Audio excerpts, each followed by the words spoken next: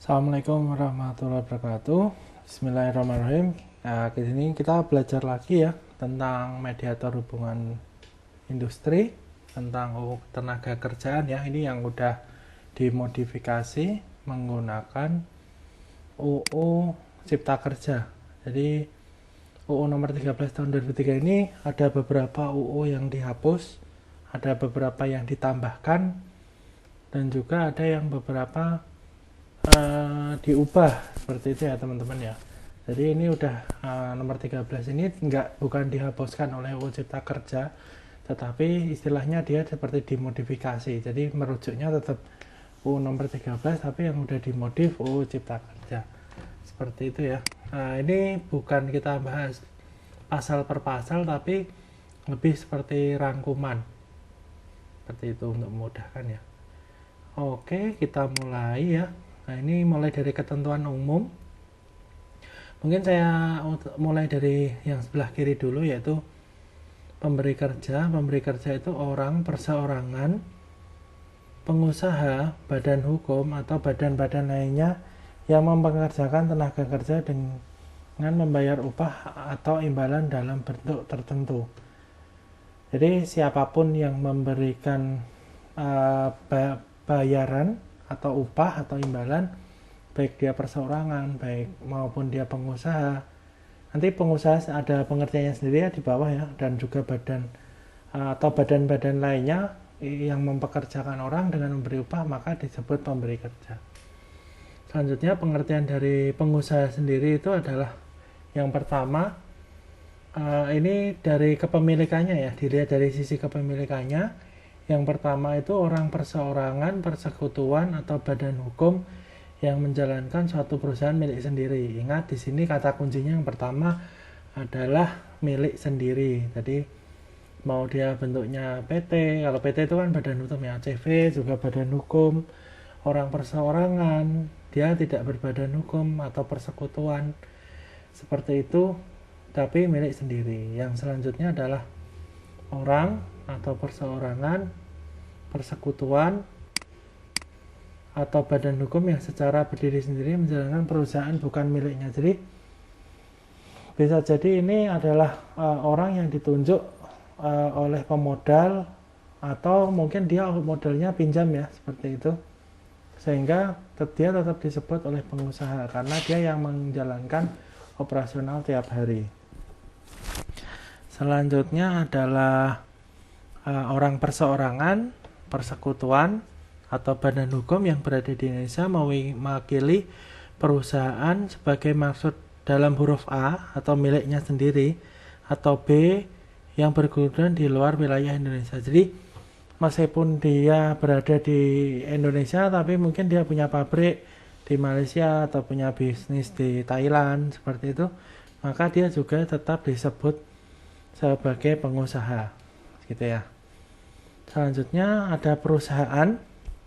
Itu bentuk usaha yang berbadan hukum atau tidak, milik perseorangan, persekutuan, atau badan hukum baik swasta maupun negara yang mempekerjakan pekerja buruh dengan membayar upah atau imbalan dalam bentuk lain. Nah, di sini kita bisa ambil perbedaannya ya. Kalau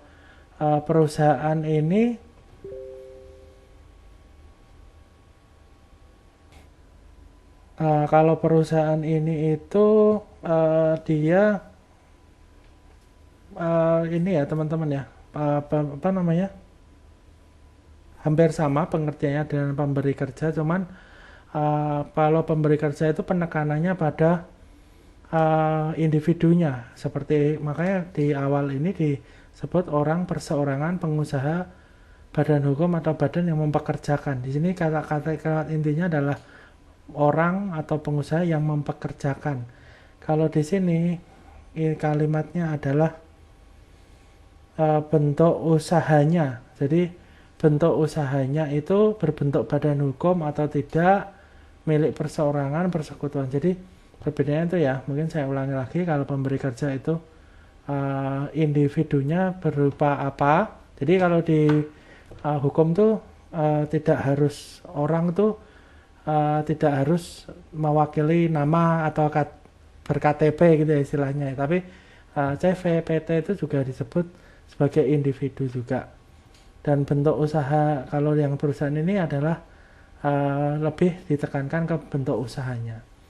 Dan yang kedua ini mungkin lebih mudah ya, yang B, usaha sosial dan usaha lain yang mempunyai pengurus dan mempekerjakan orang lain dengan bayar upah atau imbalan dalam bentuk tertentu. Biasanya kalau yang B ini usaha sosial ini dia berbentuk yayasan ya, bisa jadi sekolah atau mungkin tempat ibadah seperti itu.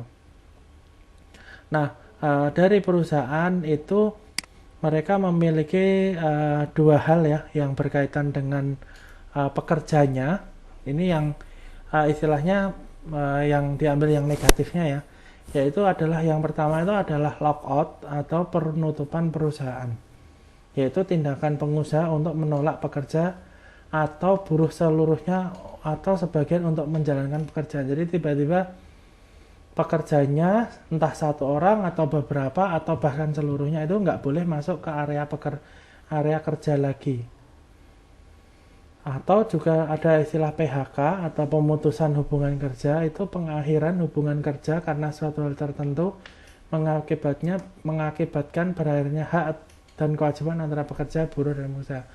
Kalau PHK bisa disebabkan oleh pekerjanya yang mungkin melakukan tindakan yang tidak di luar perjanjian atau melanggar perjanjian. Bisa jadi juga pengusahanya mengalami pilot seperti itu.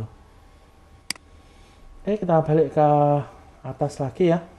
Oh, ini ada tambahan. Ini ada dari perusahaan itu ada memiliki peraturan perusahaan ya teman-teman. Peraturan perusahaan dibuat secara tertulis oleh pengusaha yang memuat syarat-syarat kerja dan tata tertib perusahaan. Jadi pengaturan perusahaan ini nanti akan saya dijelaskan lebih detail sih, tapi mungkin saya beri sedikit. Peraturan perusahaan itu harus dibuat oleh perusahaan yang memiliki minimal 10 orang pegawai. Jadi kalau teman-teman punya perusahaan dan sudah memiliki pegawai minimal 10, itu harus menulis peraturan perusahaan lalu dikirimkan ke Kementerian Ketenagakerjaan. Nanti untuk detailnya akan dijelaskan nanti. Oke ya, selanjutnya untuk ketentuan-ketentuan umum dari UU nomor 13 tahun 2003 itu adalah ketenagakerjaan. Yang pertama adalah segala hal yang berhubungan dengan tenaga kerja pada waktu sebelum, selama, dan sesudah masa kerja. Jadi ketika proses rekrutmen, ketika proses bekerja, dan ketika proses istilahnya pengakhiran atau mungkin tenaga kerjanya pensiun, itu disebut kegiatan ketenagakerjaan seperti itu. Lalu ada istilah tenaga kerja sendiri, itu orang yang mampu melakukan pekerjaan yang menghasilkan barang lain atau jasa untuk memenuhi keperluan sendiri atau masyarakat. Jadi tenaga kerja ini istilah kalau kita belajar tentang pabrik itu manpower-nya ya. Jadi sumber daya pabrik itu kan ada beberapa ya, salah satunya adalah tenaga kerja. Jadi pengertian tenaga kerja ini adalah dari sudut pandang pengusaha untuk melihat dia sumber dayanya seperti itu. Nah, sedangkan pekerja atau buruh itu ini ada hubungannya dengan pemberi kerja ya, orang yang bekerja dan menerima upah atau imbalan dalam bentuk lain. Jadi kalau orang bekerja sosial yang tidak dibayar atau mungkin lagi kerja bakti gitu, dia tidak menerima gaji, berarti bukan disebut pekerja atau buruh ya, seperti itu teman-teman. Jadi pemberi kerja dan pekerja atau buruh ini sama-sama berkaitan dengan individunya seperti itu. Terus mungkin ada sedikit, pekerja atau buruh ini bisa melakukan hal yang ini menurut saya ya, kayak negatif gitu, adalah dengan cara mogok kerja. Meskipun mogok kerja ini adalah sebuah hak yang dalam di negara demokrasi seperti Indonesia ini sebuah hal yang berikan kesempatan gitu untuk pekerja melakukan mogok kerja. Nah, mogok kerja sendiri pengertiannya adalah tindakan pekerja atau buruh yang direncanakan dan dilaksanakan secara bersama-sama dan atau oleh serikat pekerja atau serikat buruh untuk menghentikan atau memperlambat pekerjaan seperti itu. Nah, biasanya pekerja atau buruh itu tergabung dalam serikat pekerja atau serikat buruh.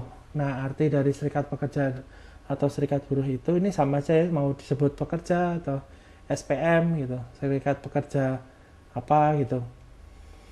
Itu organisasi yang dibentuk dari dan oleh untuk pekerja baik di perusahaan maupun di luar perusahaan. Jadi mungkin dia bisa jadi serikat buruhnya itu adalah gabungan dari beberapa perusahaan garmen seperti itu ya contohnya. Jadi tidak harus serikat buruh itu hanya merujuk ke satu perusahaan saja. Yang bersifat bebas, terbuka, mandiri, demokratis, dan bertanggung jawab guna memperjuangkan, membela, serta melindungi hak dan kepentingan pekerja buruh serta meningkatkan kesejahteraan pekerja buruh. Jadi kalau kenapa bisa disebut terbuka, mandiri, demokratis itu karena semua pegawai, pekerja itu boleh menjadi pengurusnya, boleh menjadi anggotanya, dan kepengurusan itu melalui pemilihan umum ya. Nanti kita akan belajar tentang cara dan untuk apa pemilihan umum pengurus itu. Dan untuk memperjuangkan, membela, melindungi hak, sepengalaman saya pernah bekerja di pabrik itu karena mungkin perusahaan mensyaratkan untuk pegawai mulai bisa menggunakan komputer seperti itu. Ini yang pernah saya alami sendiri. Nah, sedangkan banyak buruh yang udah tua, yang udah umur 40-an itu mereka nggak bisa pakai komputer. Bahkan boleh dibilang diajari pun udah mulai kita kesulitan gitu. Sehingga manajemen mengambil tindakan untuk mem-PHK ya, tapi dengan memberikan pesangon. Nah, kadang serikat pekerja ini merasa pesangon yang diberikan itu kurang gitu, kurang layak untuk mereka yang udah bekerja mungkin sampai 15 sampai 20 tahun seperti itu. Oke, kita lanjut ya. Untuk tenaga kerja itu sendiri, itu ada istilah perencanaan tenaga kerja teman-teman, yaitu proses penyusun rencana ketenagakerjaan secara sistematis yang dijadikan dasar dan acuan dalam penyusunan kebijakan, strategi, dan pelaksanaan program pembangunan ketenagakerjaan yang berkesinambungan. Nah, ini untuk perencanaan ini dari pemerintah maupun dari swasta ya, seperti itu. Nah, perencanaan tenaga kerja ini ada hubungannya juga dengan pelatihan kerja. Ini semua balok-balok di sini nanti akan dijelaskan detail setelah kita belajar istilahnya terminologinya masing-masing gitu. Untuk pelatihan kerja sendiri artinya keseluruhan kegiatan untuk memperoleh, meningkatkan, serta mengembangkan kompetensi kerja, produktivitas, disiplin, sikap, dan etos kerja pada tingkat keterampilan dengan keahlian tertentu dengan jenjang dan kualifikasi jabatan atau pekerja. Jadi kita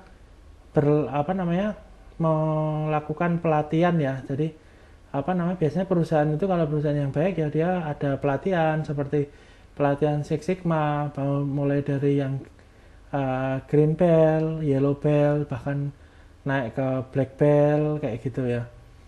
Atau mungkin pelatihan tentang TKM atau mungkin pelatihan tentang apa sehingga pekerja itu kemampuannya nggak cuma di situ-situ doang gitu. Nah, salah satu contoh pelatihan itu adalah dengan cara magang ya teman-teman. Jadi mungkin teman-teman yang di SMK atau mungkin yang di kuliah itu biasanya kan kita ada acara magang ya. Jadi mungkin di hampir semester terakhir gitu sebelum kalau dulu saya sih sebelum KKN dan sebelum skripsi gitu, itu melakukan magang di salah satu perusahaan yang besar di Kota Kudus gitu untuk menjadi pengalaman bekerja. Jadi ketika kita lulus tuh nggak kosong-kosong banget gitu pengalamannya. Nah, pemagangan sendiri artinya di UU nomor 13 tahun 2003 itu adalah bagian dari sistem pelatihan kerja yang diselenggarakan secara terpadu antara pelatihan di lembaga pelatihan dengan bekerja secara langsung di bawah bimbingan dan pengawasan instruktur atau pekerja yang lebih berpengalaman dalam proses produksi barang dan jasa di perusahaan dalam rangka menguasai keterampilan atau keahlian tertentu. Oke. Selanjutnya untuk magang sendiri ya, cara pelaksanaan magang itu dilaksanakan atas dasar perjanjian pemagangan antara peserta dengan pengusaha yang dibuat secara tertulis. Ini biasanya kalau pemagangan seperti ini ya sebelum, jadi mereka diajarin dulu, magang dulu sebelum bekerja secara full itu kalau di pabrik garment ya, pengalaman saya. Jadi mereka benar-benar belum bisa jahit gitu, terus diajarin menjahit nanti ketika setelah 6 bulan atau 3 bulan ya, seperti itu nanti direkrut menjadi karyawan. Terus perjanjian pemagangan sebagaimana dimaksud dalam ayat 1 minimal memuat ketentuan hak dan kewajiban peserta dan pengusaha serta jangka waktu pemagangan. Kalau dulu saya pernah magang di Kudus itu ini ya, jadi tetap dibuatkan hak dan kewajiban tapi kita tidak menerima upah. Sedangkan kalau yang di mana di garment itu setahu saya mereka tetap diberikan upah ya.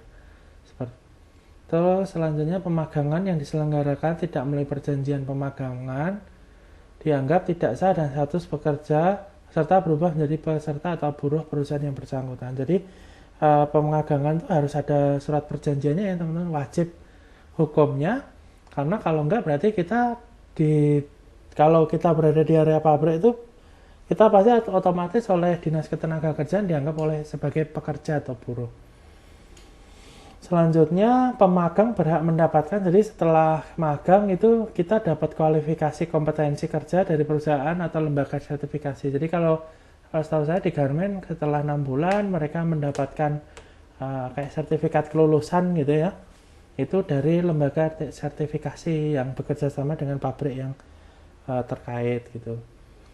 Nah itu istilahnya pemagangan ini untuk meningkatkan kompetensi kerja ya teman-teman. Jadi kompetensi kerja sendiri itu artinya kemampuan kerja setiap individu yang mencakup aspek pengetahuan, keterampilan, dan sikap kerja yang sesuai dengan standar yang ditetapkan. Untuk wilayah pemagangan itu bisa di perusahaan sendiri atau di tempat penyelenggara pelatih kerja atau perusahaan lain baik di dalam maupun di luar wilayah Indonesia. Biasanya kalau setahu saya kayak ada teman gitu, dia kerja di Selam Bersih atau di Shell gitu, bahkan dia bisa magangnya tuh di Jerman, bahkan di onset di Mesir seperti itu. Nah ini untuk pemagangan sendiri itu Menteri dapat mewajibkan kepada perusahaan yang memenuhi persyaratan untuk melaksanakan program pemagangan. Jadi yang boleh mensyaratkan atau mewajibkan perusahaan itu untuk melakukan pemagangan itu Menteri ya. Terus selanjutnya dalam menetapkan persyaratan, Menteri harus memperhatikan kepentingan perusahaan, masyarakat, dan negara. Nah ini selanjutnya adalah syarat pemagangan kalau di luar Indonesia ya. Yang pertama itu adalah mendapat izin dari menteri atau pejabat yang ditunjuk, yang pertama. Dan yang kedua itu harus penyelenggara pemagangan harus berbentuk badan hukum sesuai dengan peraturan perundang-undangan yang berlaku. Nomor 3 itu ketentuan mengenai tata cara perizinan di luar wilayah Indonesia diatur dengan keputusan menteri. Oke, ini untuk syarat penyelenggara yang melakukan pemagangan ya. Kalau selanjutnya itu syarat pemagangan untuk di luar Indonesia. Nah, itu harus memperhatikan yang pertama harkat dan martabat bangsa Indonesia. Jadi jangan sampai di luar kita cuman istilahnya kayak disuruh ngambilin sampah seperti itu. Terus penguasaan kompetensi yang lebih tinggi, jadi kita magang di luar biar kemampuan kerjanya lebih bagus ya. Jadi bukan di sini disuruh menjahit, di sana juga tetap jadi tukang jahit seperti itu. Selanjutnya yang ketiga, perlindungan dan kesejahteraan peserta pemagangan termasuk melaksanakan ibadahnya. Jadi buat yang muslim terutama untuk sholat 5 waktu itu tetap atau mungkin kalau kita di pabrik itu mungkin yang ketemu tuh sholat 2-3 ya, antara zuhur, asar, dan maghrib itu dijamin kebebasan untuk melaksanakannya. Selanjutnya menteri atau pejabat yang ditunjuk dapat menghentikan pelaksanaan pemagangan di luar wilayah Indonesia apabila di dalam pelaksanaannya tidak sesuai dengan ketentuan. Jadi kalau ternyata di luar negeri pemagangannya itu mungkin boleh dibilang melanggar aturan atau melanggar etika atau norma gitu, menteri atau pejabat yang ditunjuk bisa menghentikannya. Selanjutnya ini masih di ketentuan umum ya teman-teman, itu ada istilah perjanjian kerja. Itu adalah perjanjian antara pekerja atau buruh dengan pengusaha atau pemberi kerja yang membuat syarat-syarat kerja, hak dan kewajiban para pihak. Jadi termasuk perjanjian kerja ini untuk perjanjian magang ya. Orang yang magang, hak dan kewajibannya juga harus disebutkan. Karena kalau tidak nanti akan disebut sebagai pekerja otomatis seperti itu. Ada istilah lagi dari kalau perjanjian kerja itu antara pekerja dan buruh ya, jadi individu ke perusahaan. Kalau ini perjanjian kerjasama itu adalah perjanjian yang merupakan hasil perundingan antara serikat pekerja atau beberapa serikat pekerja yang tercatat pada instansi yang bertanggung jawab di bidang ketenaga kerjaan dengan pengusaha atau beberapa pengusaha atau perkumpulan pengusaha yang membuat syarat-syarat kerja, hak dan kewajiban kedua belah pihak. Jadi kalau perjanjian kerjasama ini itu adalah antara serikat pekerja dengan pengusahanya seperti itu. Untuk detailnya nanti akan dijelaskan juga ya. Ada istilah lagi hubungan kerja, yaitu hubungan antara pengusaha dengan pengusaha dengan pekerja berdasarkan perjanjian kerja yang mempunyai unsur pekerjaan, upah dan perintah. Jadi hubungan kerja itu di sini memuat isi perjanjian kerjanya istilahnya, jadi kerjanya apa, tugasnya apa, upahnya berapa, terus mungkin masuk dari jam berapa sampai jam berapa gitu. Ada lagi istilah hubungan industrial, jadi itu ada suatu sistem hubungan yang terbentuk antara pelaku dalam proses produksi barang atau jasa yang terdiri dari unsur pengusaha, pekerja, buruh, dan pemerintah didasarkan pada nilai-nilai Pancasila dan UUD 1945.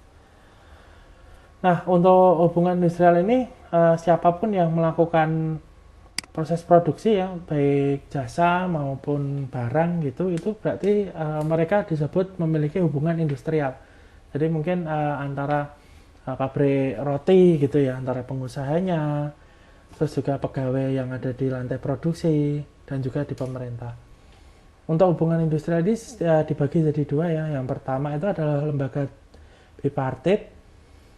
Artinya itu forum komunikasi dan konsultasi mengenai hal-hal yang berkaitan dengan hubungan industrial di suatu perusahaan yang anggotanya terdiri dari pengusaha dan serikat pekerja yang sudah tercatat instansi yang bertanggung jawab di bidang ketenaga kerjaan atau unsur pekerja atau buruh.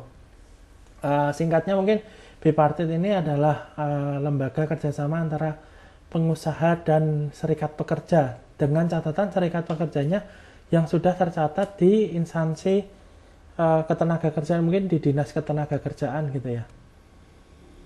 Selanjutnya lembaga kerja sama tripartit itu forum komunikasi, konsultasi dan musyawarah tentang masalah ketenaga kerjaan yang anggotanya terdiri dari unsur organisasi, pengusaha, serikat pekerja, serikat buruh dan pemerintah. Nah, bedanya dengan tripartit, bipartit itu kalau bipartit hanya pengusaha dan pekerja, serikat pekerja yang tercatat. Kalau sekarang tripartit, pengusaha, serikat pekerja dan pemerintah.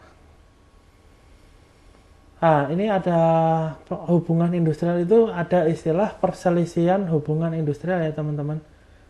Untuk teman-teman yang kemarin udah belajar tentang perselisihan industri seperti itu dibagi jadi 4 ya.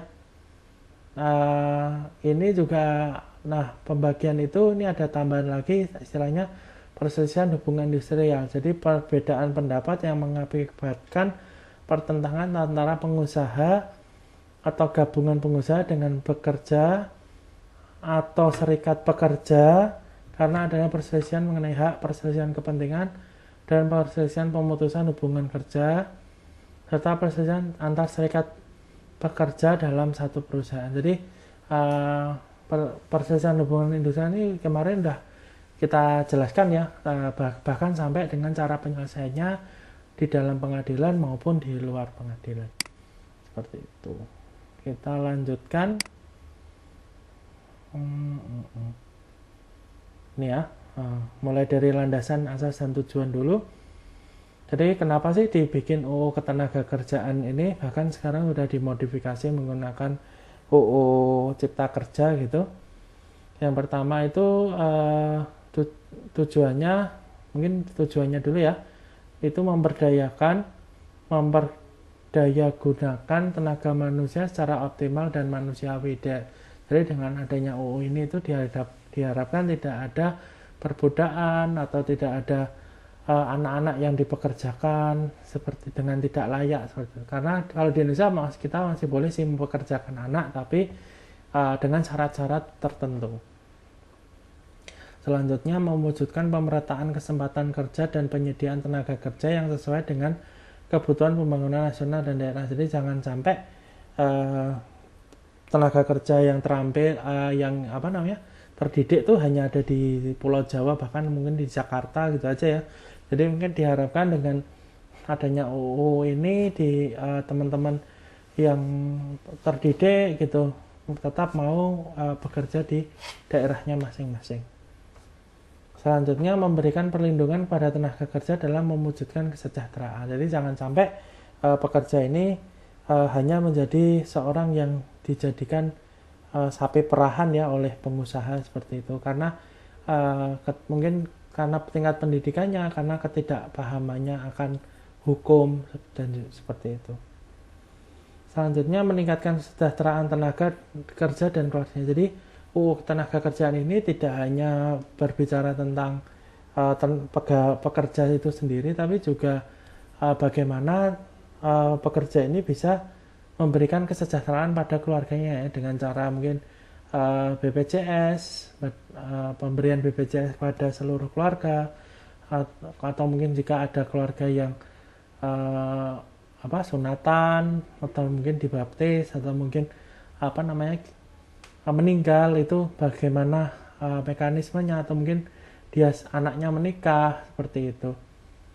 Dan juga bahkan jika pekerja itu terlibat permasalahan kriminal ya, jadi dia apa yang harus diwajibkan kepada pengusaha jika salah satu atau beberapa pegawainya terlibat kriminal, seperti itu. Selanjutnya, keterpaduan dengan landasannya ya, keterpaduan dengan melalui koordinasi fungsional lintas sektoral pusat dan daerah. Jadi dengan adanya UU ini diharapkan informasi yang ada di pusat dan di daerah jadi sinkron.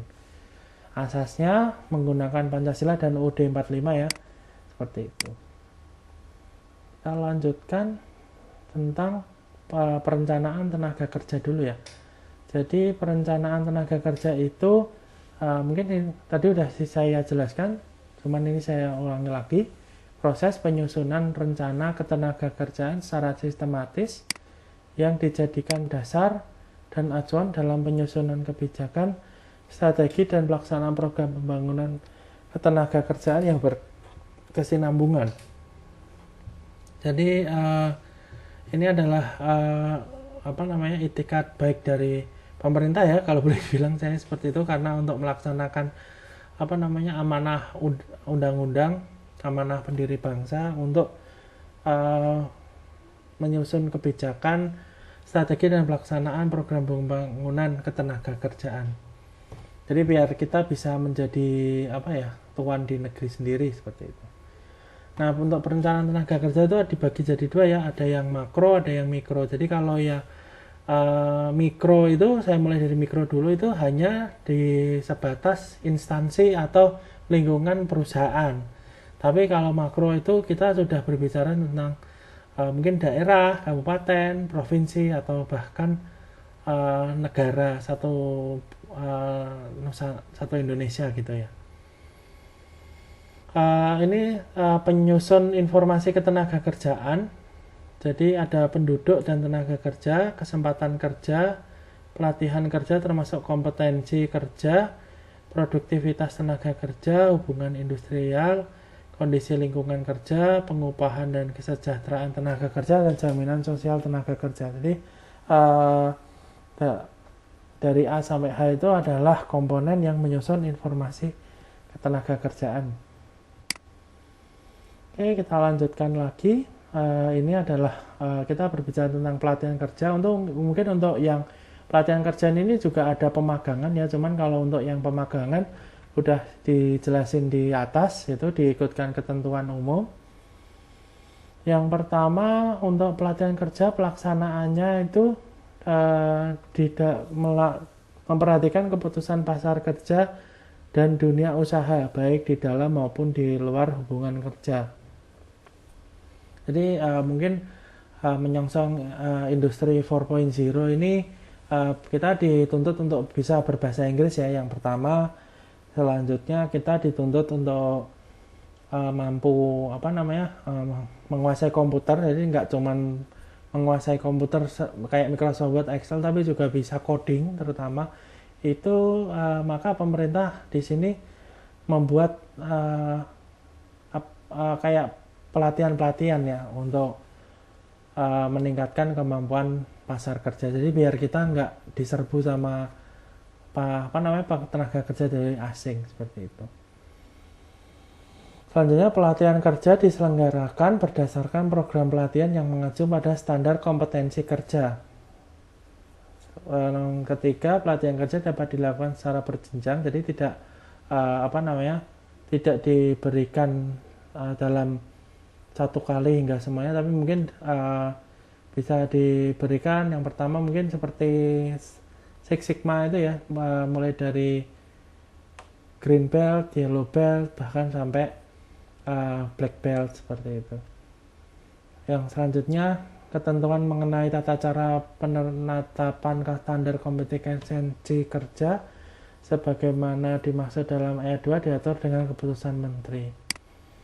Nah, ini siapa sih penyelenggaranya gitu. Ini saya singkat ya. Yang pertama itu diselenggarakan oleh LPK atau Lembaga Pelatihan Kerja punya pemerintah. Kalau sekarang itu banyak ya, di Dinas Perindustrian tuh ada kayak tempat-tempat balai latihan kerja, BLK gitu. Juga ada LPK swasta. Nah, ini mungkin ada LPK setir mobil, ada LPK bahasa Inggris, ada LPK komputer seperti itu ya. Terus juga ada LPK milik perusahaan. Jadi seperti yang saya jelaskan di awal, kadang tuh namanya perusahaan garment mereka punya tempat untuk mengkader orang-orang yang belum bisa jahit untuk bisa menjahit gitu ya. Selanjutnya, pelatihan kerja dapat diselenggarakan di tempat pelatihan atau tempat kerja. Yang ketiga, lembaga pelatihan kerja pemerintah sebagaimana dimaksud pada ayat 1 huruf A dapat menyelenggarakan pelatihan kerja bekerja sama dengan swasta. Jadi pemerintah meskipun sebutannya LPK pemerintah, tapi bekerja samanya dengan swasta gitu ya. Yang keempat, lembaga pelatihan kerja pemerintah sebagaimana dimaksud pada ayat 1 huruf A dan lembaga pelatihan kerja yang dimaksud pada huruf C mendaftarkan kegiatannya pada instansi yang bertanggung jawab di bidang ketenaga kerjaan di kabupaten atau kota. Jadi LPK swasta atau LPK perusahaan itu harus mendaftarkan dirinya untuk membuat LPK gitu. Itu harus mendapat izin dari Dinas Ketenagakerjaan di kabupaten atau kota. Nah, ada syarat yang harus dipenuhi oleh LPK tadi, LPK swasta maupun LPK perusahaan. Yang pertama itu tersedianya tenaga pelatihan. Jadi mereka harus punya pelatih yang dedicated ya, punya pelatih sendiri gitu. Terus selanjutnya adanya kurikulum yang sesuai dengan tingkat pelatihan. Jadi kalau sekarang itu ada istilah SKKNI ya, standar kompetensi nasional kalau nggak salah namanya SKKNI. Itu untuk bahasa Inggris, untuk menjahit, untuk setahu saya yang itu aja sih. Terus selanjutnya ada sarana dan prasarana pelatihan kerja, jadi harus ada tempatnya. Kalau menjahit berarti punya mesin jahitnya, kalau setir mobil ada mobilnya, seperti itu. Yang terakhir, tersedia dana bagi kelangsungan kegiatan penyelenggaraan pelatihan kerja. Jadi ada dananya ya, dana yang untuk pelatihannya, entah itu dari bantuan pemerintah maupun dari pihak swasta. Selanjutnya untuk lembaga penyelenggara, lembaga pelatihan kerja swasta dimaksud pasal 13 ayat 1 itu perizinannya diterbitkan pemerintah daerah, kabupaten atau kota. Jadi kalau tadi LPK itu mendaftarkan dirinya di Dinas Ketenagakerjaan, nah yang menerbitkan izinnya itu adalah pemerintah Pemda kabupaten atau kota, seperti itu. Nah, ini untuk LPK yang mendapat penyertaan modal asing nih, istilahnya kayak mungkin investasi dari luar gitu ya, ini LPK-nya. Perizinan perusahaan yang dimaksud itu diterbitkan oleh pemerintah pusat. Jadi bukan yang menerbitkan udah bukan pemerintah daerah lagi ya. Jadi tetap didaftarkan di Dinas Ketenagakerjaan daerah, tapi untuk untuk yang menerbitkan izin itu pemerintah pusat untuk LPK yang modalnya dari asing. Perizinan berusaha itu harus memenuhi norma standar prosedur kriteria yang ditetapkan oleh pemerintah pusat. Oke, selanjutnya izin lembaga pelatihan kerja swasta yang telah memperoleh izin dan lembaga pelatihan kerja pemerintah yang telah terdaftar dapat memperoleh akreditasi dari lembaga akreditasi. Jadi mungkin ada lembaga LPK menjahit gitu ya, mungkin mereka mau pakai ISO mutu gitu. Nah kalau ISO mutu maka mereka harus bisa mendapatkan ISO-nya itu dari lembaga akreditasi.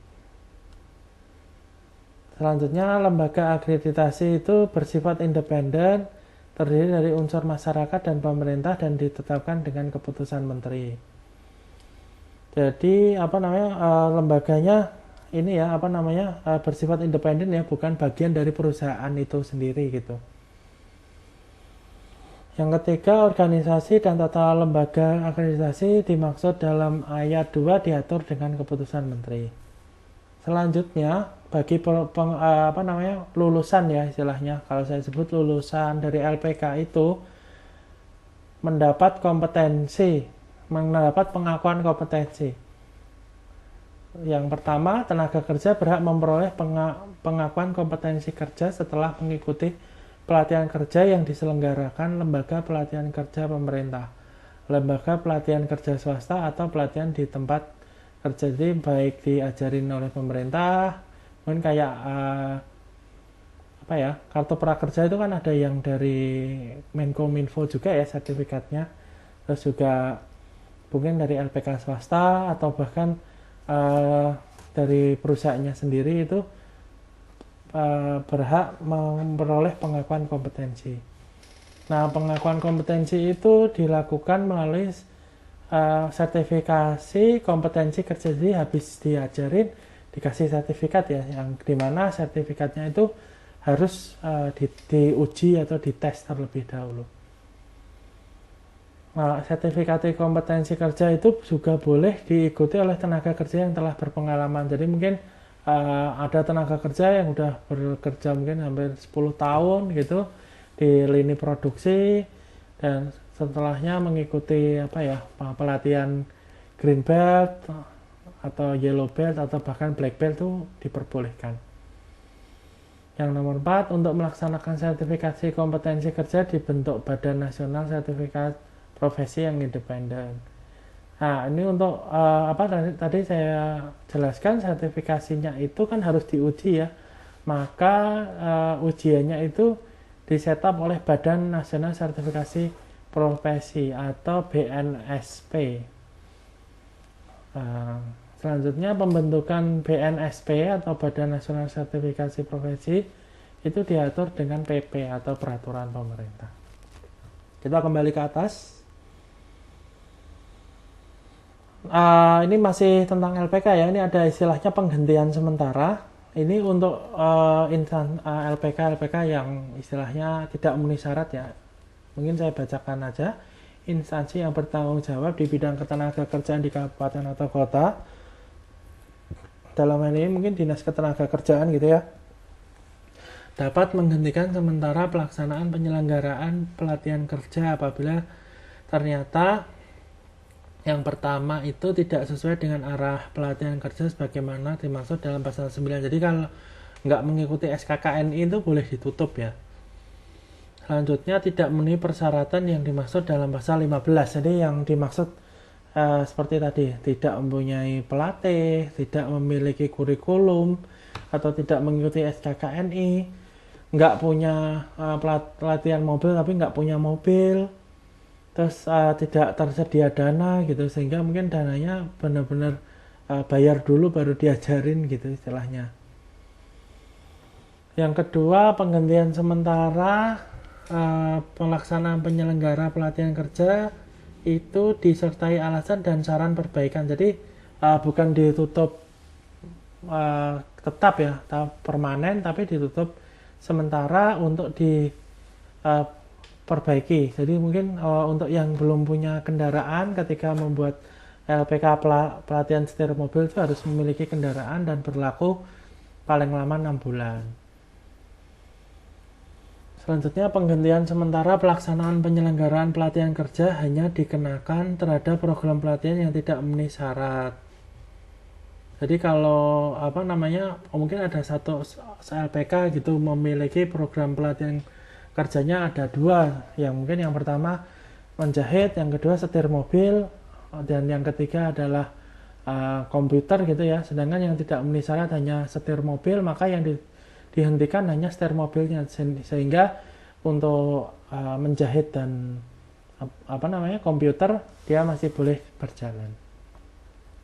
Selanjutnya, bagi penyelenggara pelatihan kerja dalam waktu 6 bulan tidak memenuhi dan melengkapi saran perbaikan, dikenakan sanksi penggantian program pelatihan. Jadi sekali lagi, kalau ada kursus setir mobil ya, nggak punya mobil dan diberikan waktu 6 bulan tidak dibelikan mobilnya seperti itu, maka di program dia tidak boleh melakukan pelatihan setir mobil lagi. Tapi kalau dia anggapan masih punya usaha komputer dan menjahit, 2 ini masih boleh dilakukan.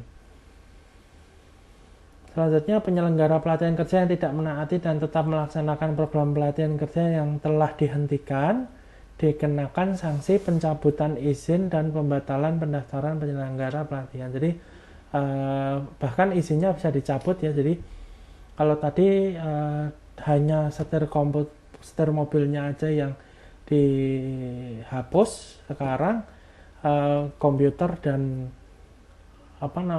penjahitnya juga bisa dicabut karena melanggar aturan.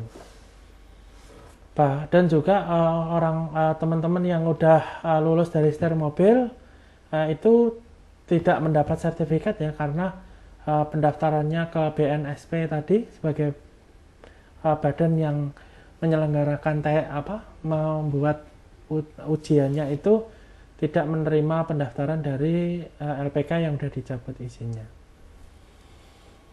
Ketentuan mengenai tata cara penghentian sementara, penghentian, pencabutan izin, dan pembatalan pendaftaran diatur dengan keputusan menteri. Nah, sekarang ya, kalau tadi kita udah bicara LPK-nya, sekarang untuk pelatihan kerja ini peruntukannya ya, untuk siapanya gitu. Yang pasti untuk para pegawai sendiri, untuk membekali, meningkatkan, mengembangkan kompetensi kerja atau kemampuan kerja ya, guna meningkatkan kemampuan produktivitas dan kesejahteraan. Jadi dengan setahu saya kalau teman-teman yang udah belajar Six Sigma Green Belt itu beda ya gajinya dengan yang nggak punya sertifikasi, bahkan apalagi kalau yang Black Belt tuh udah ada range gajinya sendiri seperti itu. Selanjutnya untuk pelatihan kerja itu ada istilahnya Lembaga Koordinasi Pelatihan Kerja Nasional. Tugasnya itu memberi saran dan pertimbangan dalam penetapan kebijakan serta melakukan koordinasi pelatihan kerja dan pemagangan. Untuk pembentukan keanggotaan tata kerja lembaga koordinasi itu diatur oleh Kepres. Terus sistem pelatihan kerja nasional itu caranya tujuannya untuk mendukung peningkatan pelatihan kerja dalam rangka pembangunan ketenagakerjaan. Dikembangkan satu sistem pelatihan kerja nasional merupakan acuan pelaksanaan kerja di semua bidang atau sektor. Jadi tadi ya seperti yang dibilang ada SKKNI itu adalah sistem pelatihan kerja nasional. Jadi diharapkan dengan adanya SKKNI itu ada standarisasi kemampuan berbahasa Inggris dari Sabang Merauke itu diharapkan memiliki kemampuan yang standar atau sama. Dan juga mungkin untuk komputer gitu, apa yang diajarin itu ada standarnya, ada. Oke, selanjutnya untuk peningkatan kompetensi itu dilakukan oleh ya, ini ya siapa yang melakukan. Kalau tadi untuk siapa, kalau sekarang siapa yang meningkatkannya, yaitu pengusaha bertanggung jawab atas peningkatan dan pengembangan kompetensi pekerjanya melalui pelatihan kerja. Yang kedua, peningkatan atau pengembangan kompetensi sebagaimana dimaksud dalam ayat 1 diwajibkan bagi pengusaha yang memenuhi persyaratan yang diatur dengan keputusan menteri. Selanjutnya, setiap pekerja atau buruh memiliki kesempatan yang sama untuk mengikuti pelatihan kerja sesuai dengan tugasnya. Nah, tadi ini untuk yang pengusaha ya. Selanjutnya untuk ini pemerintah pusat atau pemerintah daerah melakukan pembinaan pelatihan kerja dan pemagangan. Biasanya kalau untuk Pemda atau Pemkot itu mereka melakukannya di BLK ya, atau Badan Latihan Kerja. Pembinaan pelatihan kerja dan pemagangan ditunjukkan ke arah peningkatan relevansi, kualitas, dan efisiensi penyelenggaraan pelatihan kerja dan produktivitas. Yang ketiga, peningkatan produktivitas bagaimana dimaksud ayat 2 dilakukan melalui pengembangan budaya produktif, etos kerja, teknologi, efisiensi kegiatan ekonomi menuju terwujudnya produktivitas yang nasional. Nah, ini ada istilahnya ada lembaga produktivitas itu untuk meningkatkan produktivitas yang dimaksud pada pasal 29 ya, maksudnya yang di atas ini bersifat nasional. Lembaga produktivitas dibentuk dimaksud pada ayat 1 berbentuk jejaring kelembagaan pelayanan peningkatan produktivitas yang bersifat lintas sektor maupun daerah. Pembentukan keanggotaan tata cara lembaga produktivitas nasional itu diatur menggunakan Kepres. Oke, selanjutnya kita akan belajar tentang penempatan tenaga kerja. Ini kalau kita ya teman-teman pasti mengenal kayak job street gitu ya. Nah, itu adalah contoh-contoh penempatan tenaga kerja swasta, atau mungkin teman-teman yang pernah diajarin di PLK gitu, di PLK pemerintah, biasanya nanti akan disalurkan ke tempat perusahaan-perusahaan yang membutuhkan gitu. Yang pasti penempatan tenaga kerja itu setiap pekerja mempunyai kesempatan yang sama untuk memilih, mendapatkan atau pindahan pekerjaan yang memperoleh penghasilan yang layak di dalam maupun di luar negeri. Jadinya makanya kan kadang-kadang ada monster.com tuh, kita bisa daftar bekerja di luar negeri. Pelayanan penempatan kerja sendiri itu artinya kegiatan untuk mempertemukan tenaga kerja dengan pemberi kerja sehingga tenaga kerja dapat memperoleh pekerjaan yang sesuai dengan bakat, minat, dan kemampuannya, dan memberi kerja dapat memperoleh tenaga kerja yang sesuai kebutuhan. Jadi ketika kita register di LinkedIn atau Jobstreet gitu ya, nanti pemberi kerja bisa melihat profil kita dan disesuaikan dengan kebutuhan mereka seperti itu. Atau mungkin menggunakan job fair ya. Sebelum pandemi kan biasanya banyak tuh job fair. Selanjutnya hak dan kesempatan tenaga kerja. Yang pertama, penempatan tenaga kerja dilaksanakan berdasarkan asas terbuka, bebas, objektif, serta adil dan tersetara tanpa diskriminasi. Yang kedua, penempatan tenaga kerja diarahkan untuk menempatkan tenaga kerja pada jabatan yang tepat sesuai dengan keahlian, keterampilan, bakat, minat, dan kemampuan dengan memperhatikan harkat, martabat, hak asasi, dan perlindungan hukum. Yang ketiga, penempatan tenaga kerja dilaksanakan dengan memperhatikan pemerataan kesempatan kerja dan penyediaan tenaga kerja sesuai dengan kebutuhan program nasional dan daerah. Nah, ini untuk pelayanan penempatan kerja ini, yang pertama, penempatan tenaga kerja oleh pelaksana dilakukan dengan memberikan pelayanan penempatan tenaga kerja. Yang kedua, pelayanan penempatan tenaga kerja bersifat terpadu dalam satu sistem penempatan tenaga kerja yang meliputi unsur ada pencari kerjanya. Ini kita bisa bayangkan kalau di subset ya, jadi ada pencari kerjanya, ada lowongan pekerjaannya, ada informasi pasar kerja. Jadi kita bisa searching ya di situ.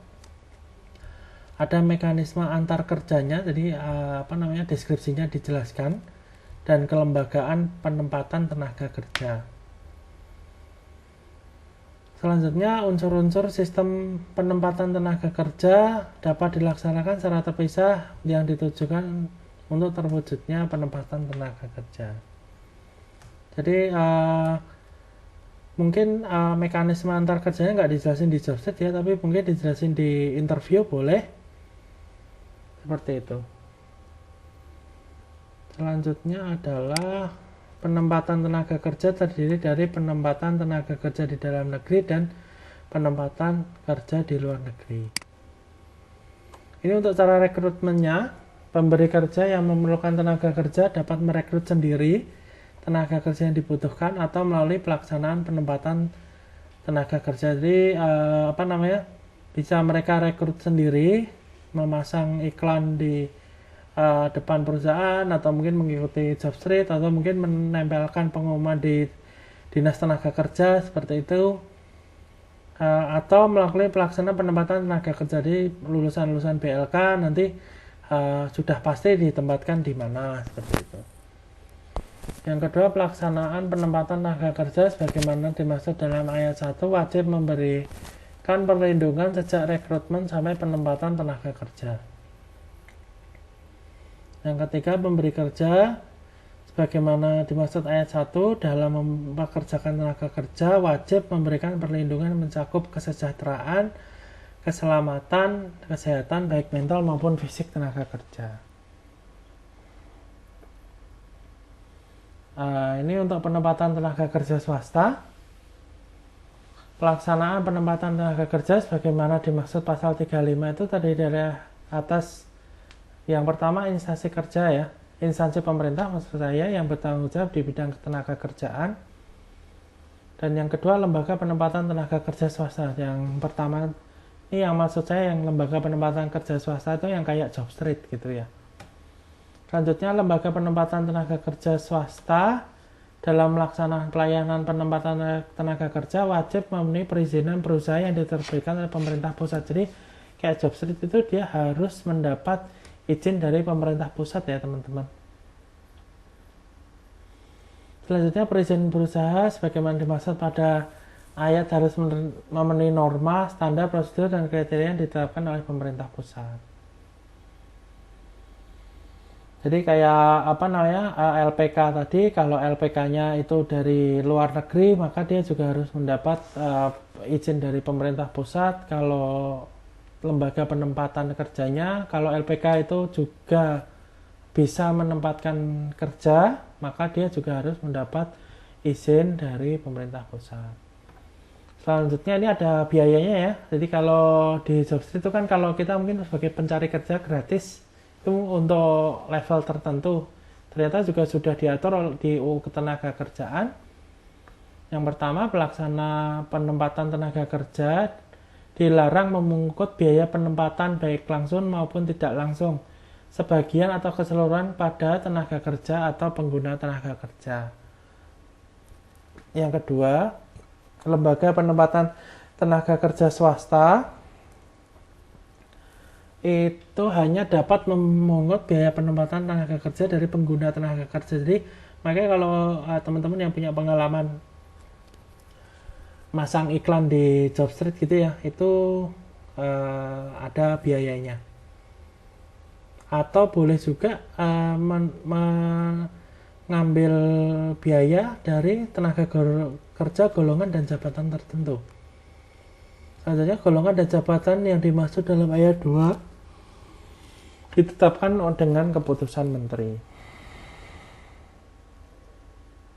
Oke, selanjutnya ini ada perluasan kesempatan kerja ya. Jadi pemerintah di sini pengennya itu pabrik itu nggak cuman sebuah PT itu nggak cuman melulu di satu tempat atau mungkin jumlah tenaga kerjanya hanya sekian aja, tapi juga ada kenaikan ya. Jadi awalnya mungkin seorang pengusaha punya satu PT jadi punya 2 tempat usaha atau bahkan punya 3 PT seperti itu. Karena dengan berkembangnya perusahaan itu diharapkan pegawainya juga ikut berkembang, mungkin jabatannya naik, pengalamannya berkembang seperti itu. Yang pertama itu tanggung jawab pemerintah ya, memberikan perluasan kesempatan kerja. Jadi pemerintah bertanggung jawab mengupayakan perluasan kesempatan kerja baik di dalam maupun di luar hubungan kerja. Selanjutnya pemerintah dan masyarakat bersama-sama mengupayakan perluasan kesempatan kerja baik di dalam maupun di luar hubungan kerja. Yang ketiga, semua kebijakan pemerintah baik pusat maupun daerah di setiap sektor diarahkan untuk mewujudkan perluasan kesempatan kerja di dalam maupun di luar hubungan kerja. Dan juga ke lembaga keuangan baik berupa perbankan maupun non perbankan dan dunia usaha perlu membantu dan memberikan kemudahan bagi setiap kegiatan masyarakat yang dapat menciptakan dan mengembangkan perluasan kerja. Nah, untuk tanggung jawab pemerintah ini itu dibentuk badan koordinasi ya, yang tugasnya itu pemerintah menetapkan kebijakan ketenagakerjaan dan perluasan kesempatan kerja. Pemerintah dan masyarakat bersama-sama mengawasi pelaksanaan kebijakan. Selanjutnya dalam pelaksanaan tugas dibentuk badan koordinasi yang beranggotakan unsur pemerintah dan unsur masyarakat. Yang keempat, ketentuan mengenai perluasan kesempatan kerja dan pembentukan badan koordinasi itu diatur menggunakan peraturan pemerintah. Untuk perluasan kesempatan kerja itu sendiri artinya perluasan kesempatan kerja di luar hubungan kerja dilakukan melalui penciptaan kegiatan yang produktif dan berkelanjutan dengan mendayagunakan potensi sumber daya alam, sumber daya manusia, dan teknologi tepat guna.